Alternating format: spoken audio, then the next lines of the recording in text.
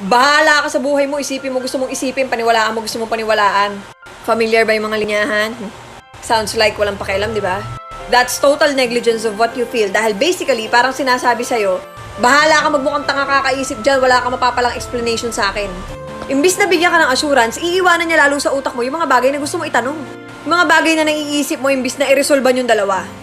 Para saan pa naging mag-partner kayo kung hahayaan ka lang din niya mag-isa?